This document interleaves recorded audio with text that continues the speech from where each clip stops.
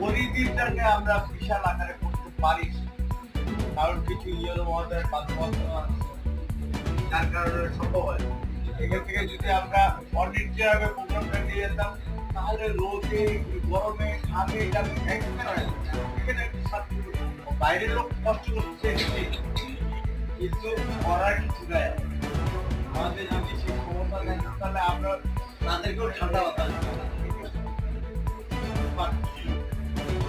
আর আমার ছোট ভাই সজুর বলিতে দ্বিধা বিভেদ ভুলে যায়, আসলে দ্বিধা বিভেদের কিছু নাই। একটা নির্বাচন করতে গেলে কৌশল লাগে, নীতি লাগে, আদর্শ লাগে, কিছু টেকনিক অবলম্বন করতে লাগে। এইগুলো অবলম্বন করতে যায় আমিও বেফাস কিছু কথা বলছি সুবিধা নেওয়ার জন্য নির্বাচন, অন্যরাও করেছে।